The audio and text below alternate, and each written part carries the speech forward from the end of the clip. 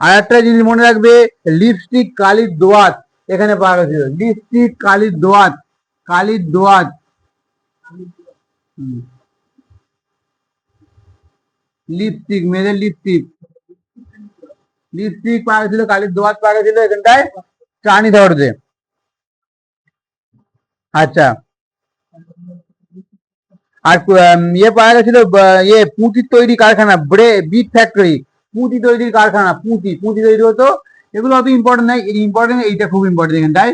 City without citadel, দুর্গহীন শহর, দুর্গহীন শহর, প্রত্যেকটা শহরে দুর্গ পাওয়া গেছিল, কিন্তু এই শহরটায় চান্দোয়ারতে কোনো দুর্গ পাওয়া যায়নি। আচ্ছা, পুঁতি তৈরির কারখানা, bead factory, BEAD, bead factory, পুঁতি তৈরির কারখানা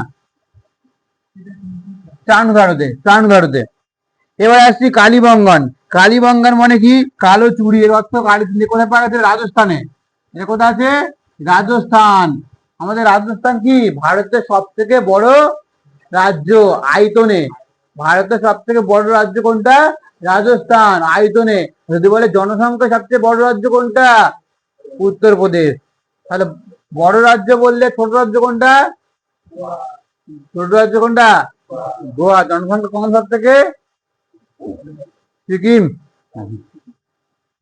আচ্ছা, তাহলে কি এলাম? কালীবঙ্গান। কালীবঙ্গান কি বললাম? কালীবঙ্গান কোথায় অবস্থিত বলো? রাজস্থানে অবস্থিত কালীবঙ্গান। কোন নদীর তীরে? ঘড়ঘড়া নদীর তীরে। কোন নদীর তীরে? ঘড়ঘড়া। হ্যাঁ হ্যাঁ, যেগুলো ইম্পর্টেন্ট সেগুলো বলে দিচ্ছি, জাস্ট ওগুলো করতে পারো না করতে পারো। তো কালীবঙ্গান ঘড়ঘড়া নদীর তীরে।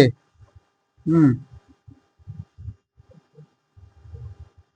আচ্ছা, এখানে পাওয়া গেছিল চাষ দিয়ে, মানে চাষ করা জমি, মানে চাষ করা হতো এমন জমি পাওয়া গেছিল এখানে কালীবঙ্গ। অত ইম্পর্টেন্ট নয়, শুধু মনে হবে কালীবঙ্গ রাজস্থানে ঘরগড় ছিল, এইটুকু।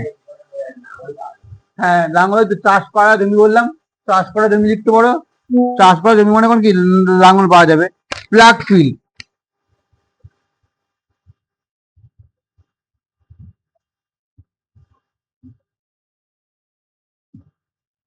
ধৌলাভিরা। চলে এসো, ধৌলাভিরা কোথায় অবস্থিত বলো? ধৌলাভিরা কোথায় আগে বলো? গুজরাট। কোন নদীর তীরে? কোন নদীর তীরে বলো? লুনি। লুনি, লুনি নদী একমাত্র কি, এই লুনি নদী কি? অন্তবাহিনী নদী।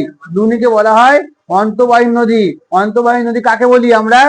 যে নদী কোনো দেশের মধ্যে উৎপত্তি হয়ে আবার সেই দেশের মধ্যে মিশে যায় তাকে বলি আমরা অন্তবাহিনী নদী। সেটা হচ্ছে লুনি। লুনি নদী কোথায় আছে? রাজস্থান থেকে উৎপত্তি হয়ে গুজরাটের মধ্যে এক জায়গায় মিশে গেছে, কোনো সমুদ্র বা নদীর মধ্যে মেশেনি। এমন নদীকে আমরা বলি অন্তবাহিনী নদী। ভূগোল পড়লে ভূগোল এগুলো আলোচনা করতে হবে। তুমি যখন এই লাইনে এসছো মানে সব বিষয়ে তোমার কম বেশি ধ্যান ধারণা থাকতে হবে, তারপরে তুমি এই লাইনে সাকসেস পাবে। তোমার সাবজেক্ট ইতিহাস ও সাবজেক্ট ইতিহাস অন্য বিষয়ে জানবে না এমন নয়, কারো সাবজেক্ট ভূগোল সে অন্যভাবে বিষয় জানবে এমন নয়। সব বিষয়ে কম বেশি ধারণা রাখতে হবে। ওই জন্য করে ক্লাস 10 পর্যন্ত বইগুলো খুব ইম্পর্টেন্ট। সব বই খুব ইম্পর্টেন্ট। ভালো করে, যারা ম্যাথ নেই ম্যাথটা ভালো করে করো, অন্যান্য সাবজেক্টও পড়ো যদি সম্ভব হয়। তারপরে যদি এই লাইনে বই পড়তে যাও তাহলে তখন পড়ো। ওগুলো পড়লে একদম কনসেপ্ট বেশি ক্লিয়ার হয়ে যাবে, একদম বেশ ক্লিয়ার হয়ে যাবে।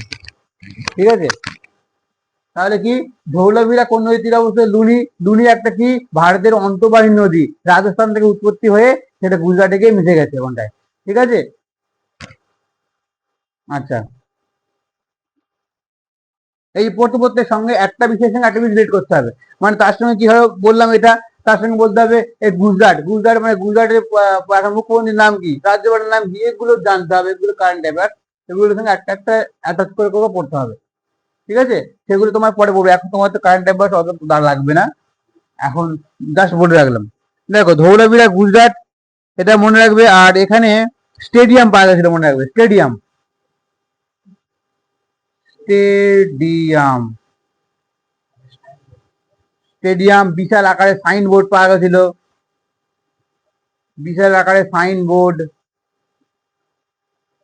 স্টেডিয়ামটি ইম্পর্টেন্ট। উন্নত জল সংরক্ষণ ব্যবস্থা, উন্নত জল সংরক্ষণ ব্যবস্থা, ওয়াটার ম্যানেজমেন্ট, ওয়াটার ম্যানেজমেন্ট।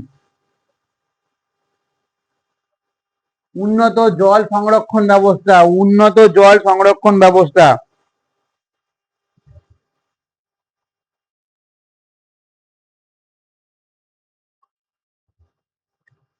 সুরকোটটা কোথায় অবস্থিত? এও গুজরাটে অবস্থিত। গুজরাটে খুব ইম্পর্টেন্ট কি পাওয়া গেছিল বলতো? ঘোড়ার ঘোড়া পাওয়া গেছিল, ঘোড়ার হাড়ের অবশেষ বা ঘোড়া পাওয়া গেছিল বলা হয়। বলা হয় যে হরপ্পা সভ্যতা ঘোড়ার ব্যবহার জানতো না, কিন্তু দেখা যাচ্ছে আর লোহার ব্যবহার জানতো না, এরা লোহার ব্যবহার জানতো না, কিন্তু হরপ্পা সভ্যতা ঘোড়ার যে ঘোড়ার একটা চিহ্ন পাওয়া গেছিল বা ঘোড়ার হাড়ের পাওয়া গেছিল সুরকোটটাতে।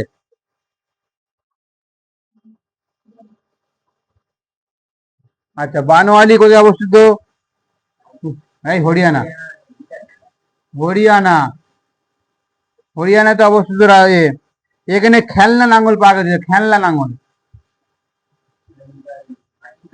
হ্যাঁ, খেলনা মাটির লাঙ্গল পাওয়া গেছিল, তখন খেলনা মাটিতে মাটি দিতে হতো তখন, কারণ লোহার ব্যবহার জানতো না মানুষ।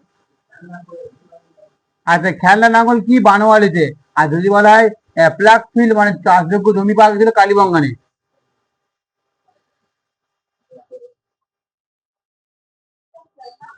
লাঙ্গল, লাঙ্গল, টয় প্লাউ। রোপ, সে বলতে পারো গমের গুদাম। রোপারটা ইম্পর্টেন্ট। রোপার কোথায় অবস্থিত? পাঞ্জাব। রোপার খুব ইম্পর্টেন্ট।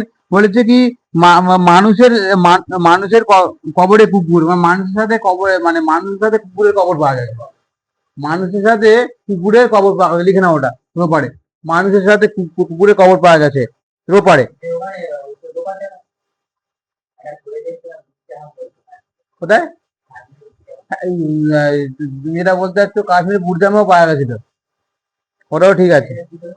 বিতর্কমূলক জায়গা আছে, কিছু কিছু বিতর্কমূলক প্রশ্ন আছে যেগুলো কম্পিটিশনে খুব কম দেয়, খুব কম দেয়। তা দিলেও একটা অপশন থাকে, একটা অপশন থাকে না। ওই যে বললো কাশ্মীরের বুড়জাম, ওই অপশন থাকলে এটা থাকবে না, এটা থাকলে ওটা থাকবে না, তোমার বুঝে নিতে হবে। কম্পিটিটিভ এক্সামে এসে মানে দেখবে কিছু কিছু বিতর্ক বা প্রশ্ন দিয়ে দেয়, সেগুলো খুব খুব কম চান্স, মানে দুটো অপশন একসঙ্গে থাকা। পড়তে পড়তে বুঝতে পারবে, ওই ইতিহাস সাবজেক্ট আছে বলে বুঝতে পারছে কোথায় কি হচ্ছে, মানে একদম একদম।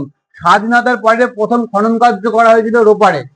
স্বাধীনতার পরে মানে কি, আমাদের ভারতে 1947 সালে স্বাধীনতা পেয়েছিল, তারপরে হচ্ছে প্রথম এই খনন কার্য করা হয়েছিল রোপারে। স্বাধীনতার পরে প্রথম খনন কার্য করা হয়েছিল রোপারে, ওটা খুব ইম্পর্টেন্ট, লিখতে পারো ওটা। স্বাধীনতার পরে প্রথম খনন কার্য, খুব ইম্পর্টেন্ট। বলে 1953, তুমি তো বলবে 1953 দোসাল আছে, দোসালের আগে 53 মানে কি ওই বছরেই, কিন্তু ওর আগে করা হয়েছিল আমাদের কি ওই রোপারে। হুম, এটুকু মনে রাখবে। আর কটা জিনিস দেখাচ্ছি, একটু লিখে নাও ইম্পর্টেন্ট যেগুলো। এবার দেখো, তাহলে হরপ্পা সভ্যতা বা সিন্ধু সভ্যতা কি ভারত আর পাকিস্তান মিলেমিশে আছে, ভারত আর পাকিস্তান মিলেমিশে। এবারে বলবো আমি যে ভারতের মধ্যে সব থেকে বৃহত্তম স্থান কোনটা হরপ্পা সভ্যতার? হরপ্পা কি ছবি তুলবে কি? হরপ্পা সভ্যতার ভারতের সব থেকে বৃহত্তম স্থানের নাম কে? ছবি তুলছো না? হরপ্পা সভ্যতার মধ্যে ভারতের সব থেকে বৃহত্তম স্থানের নাম কি? বলো, তুমি বলো কি? ভারতে অবস্থিত বলেছি, ভারতের মধ্যে। যদি সব থেকে বৃহত্তম স্থান মহেন্দ্র বলতে পারো, কিন্তু বলছে ভারতের মধ্যে অবস্থিত। প্রশ্নটা বুঝতে পেরেছো? যদি বলে সিন্ধু সভ্যতার মধ্যে সবচেয়ে বড় স্থান মহেন্দ্র, কিন্তু এটা পাকিস্তানে অবস্থিত। যদি বলে ভারতের মধ্যে সব থেকে বড় স্থানের নাম কোনটা, শিবানী মন্দির, শোনো, ছেড়ে দেবো, একটু ছেড়ে দেবো, কয় টেন দুটো কুড়ি ছেড়ে দেবো। ভারতের মধ্যে সব থেকে বড় স্থানের নাম কি? রাখি গড়হি, লেখো রাখি গড়হি, হরিয়ানাতে। লেখো বৃহত্তম ভারতীয় সাইট, বৃহত্তম ভারতীয় সাইট রাখি গড়হি। রাখি বান লিখে নাও, রয়াকার খয়স্তই, রাখি গড়হি। রাখি গড়হি বা রাখি গড়ি বলা হয়, রাখি কি খয়স্তই, রাখি গড়ি বা রাখি গড়ি, হরিয়ানা। হরিয়ানাতে অবস্থা, হরিয়ানাতে আছে। সর্ব লেখো, প্রথম জোয়ার ভাটা বন্দর, প্রথম জোয়ার ভাটা বন্দর। লোথাল, একমাত্র দুর্গহীন বন্দর শহর, একমাত্র দুর্গ বিহীন শহর। চানু ধরো।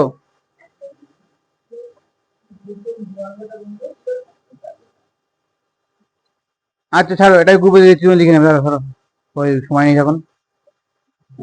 তাহলে তোমরা কি করে আসবে, শুধু জাস্ট একটু মনে এ করে নাও, আমি এটা গ্রুপে দিয়ে দিচ্ছি। এটা তোমরা এই হরপ্পা সভ্যতা সম্বন্ধে পড়ে আসবে, সম্ভবত নোট পেয়ে যাবে, না হলে পিডিএফ দিয়ে দিচ্ছি, দেখে পড়ে আসবে ভালো করে। আর বই যদি কেউ পড়তে চাও তাহলে স্বদেশ সভ্যতা, ইতিহাস বই স্বদেশ সভ্যতা পড়তে পারো, বা এখান থেকে তোমার নিশ্চয় নোটস পাবে, নোটস পড়তে পারো, যেটা তোমার সুবিধা হবে। একটু দাঁড়াও, 9 বাজে, 9, 15 বছর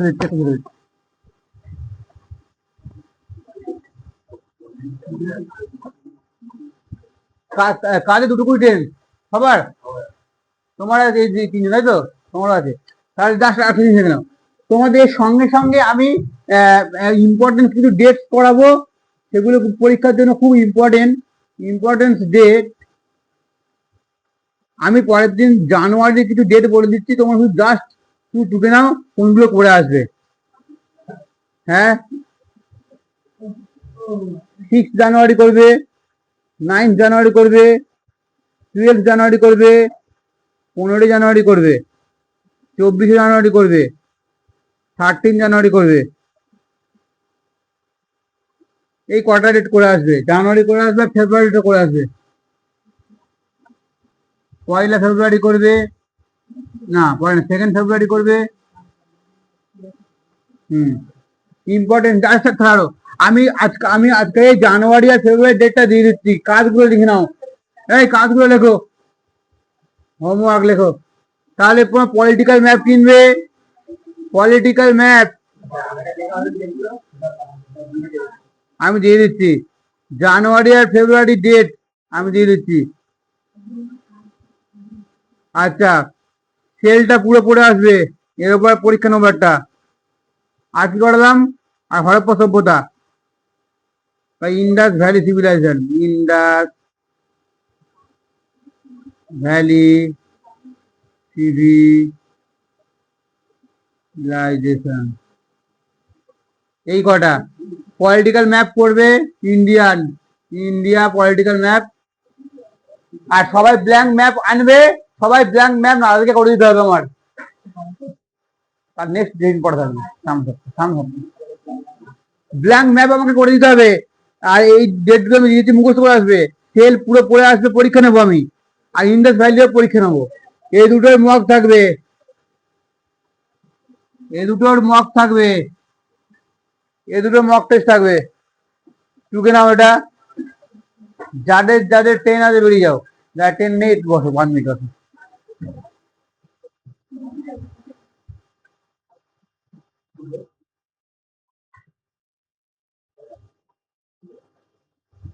পাঁচ মিনিট।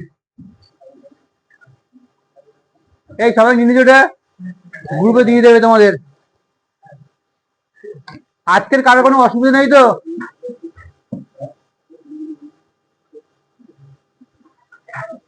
যেটুকু যখন যা অসুবিধা হবে বলবে, ঠিক আছে?